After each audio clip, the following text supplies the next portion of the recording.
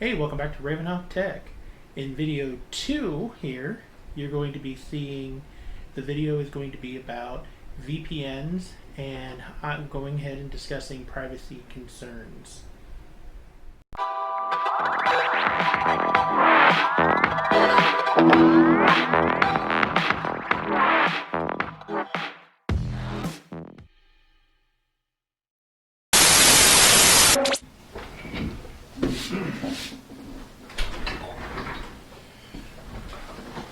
Okay, well, that was fun. Apologies, we had to go yeet a cat. If they're going to sell your information anyway, might be able to profit off of it, or you should be able to profit off of it instead of just them. Yes, and that's the principle behind Brave, the basic attention token.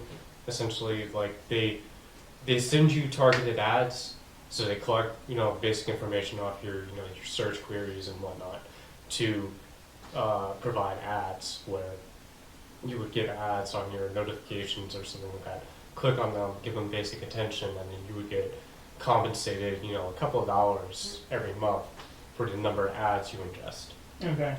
So then, of course, the other big key buzzword of the day, even though, of course, it's not really like a buzz anyway. Everybody's been complaining about or talking about and arguing about and selling everything, VPNs. Yes. Now, for those who don't know, and I bet if you watch this channel you probably already do, but a VPN, virtual private networking, for the most simplest way, a lot of people will use it this way, is connecting from wherever you are. Say you're at a hotel or something, and you can connect back to your environment, or you're working from home like I do. I connect to my work environment, to my work machine, and I do all the stuff that I need to do there. But VPNs nowadays have become a lot more. People use it for various reasons, bypassing geolocation issues and stuff like that. But a lot of people are saying that, and this goes kind of into the thing where I'm talking about the tracking and stuff. People are going, well, I don't want like these people to know where I'm at, what I'm searching for and stuff, and it keeps me secure, keeps me private. No, it doesn't. No. So a VPN will secure your traffic over whatever network you're accessing, but it will not anonymize your data. Yeah.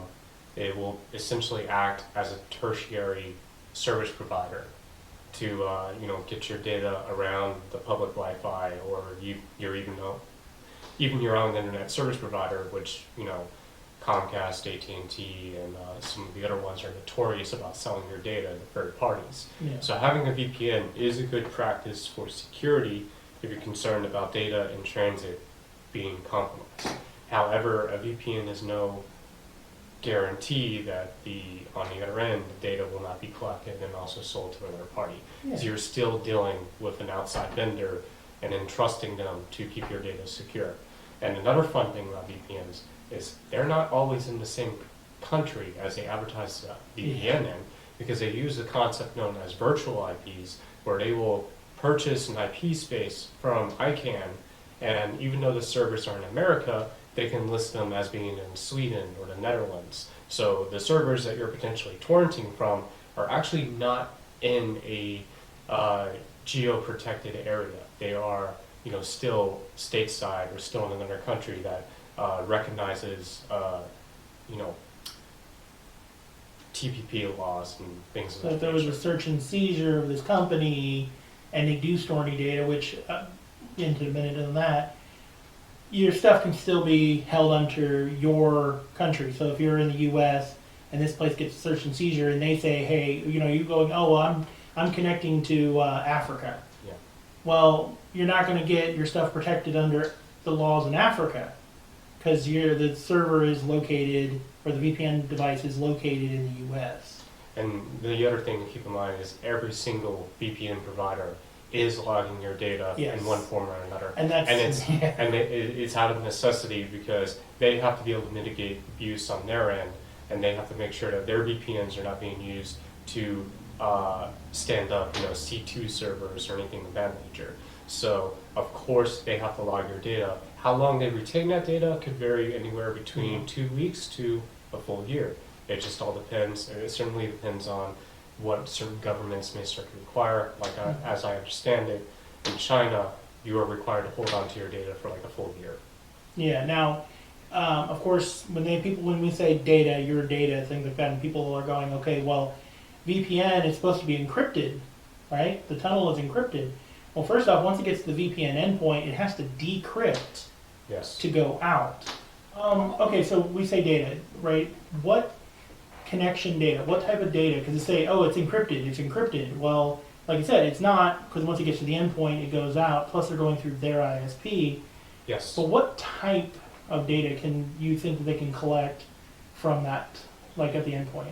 Essentially, they're collecting your raw packets. So if you're not establishing a SSL, TLS layer with the website that you're working with, or connecting to, and a lot of services are using SSL nowadays. Yeah. It just some of them vary, but Like self-signed certs are not as secure as. essentially Yeah. that's creating another layer of encryption that's coming out of the VPN.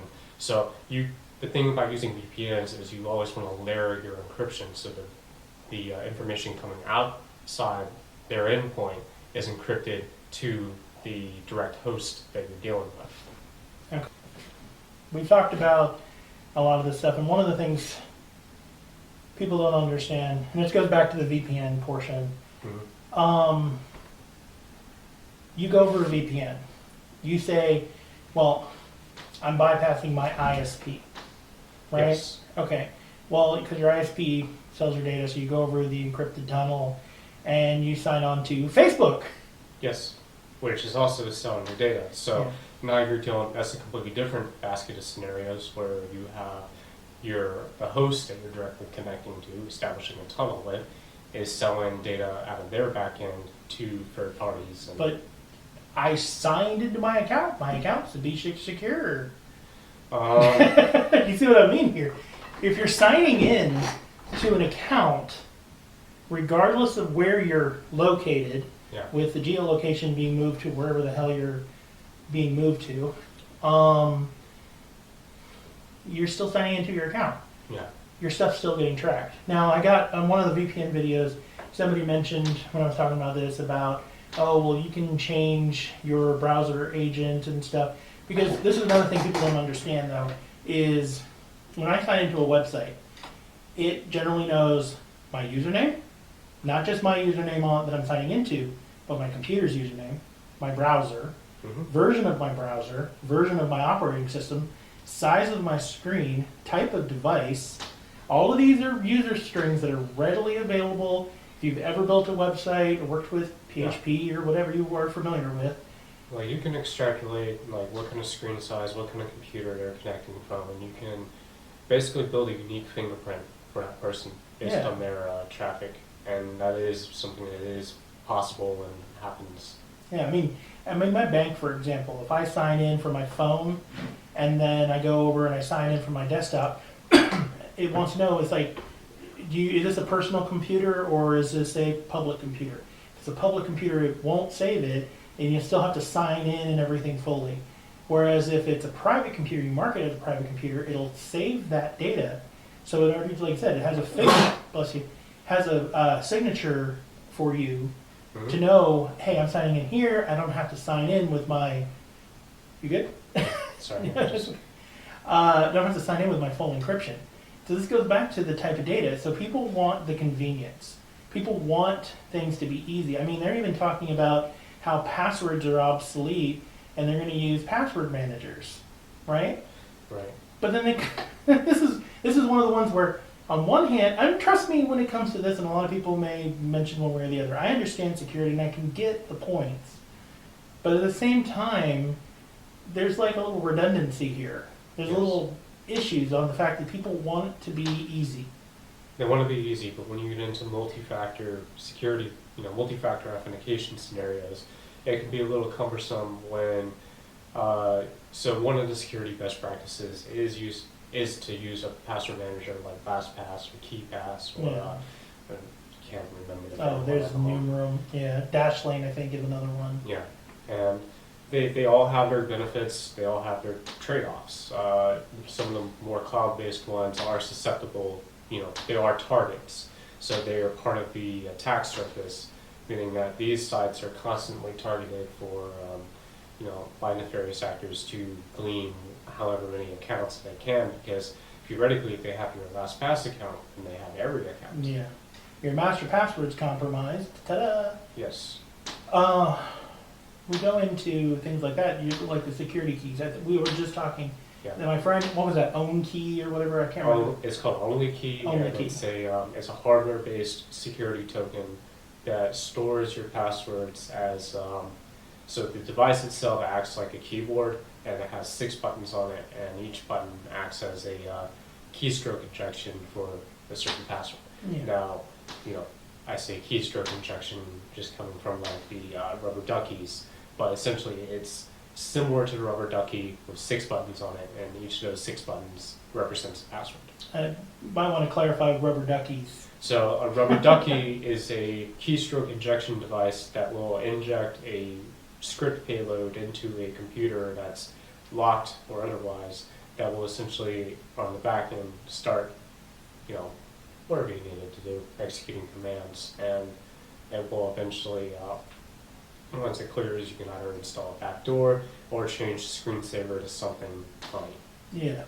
Now, we were talking about this earlier on the fact is this hardware key is great because you can do that, and you mentioned about, if you get one of those, make a copy, make sure you have one that you take with you. Yes, always buy them in pairs. So you have one that stays on you, and you have another one that you put in a safety deposit box or your own personal safe.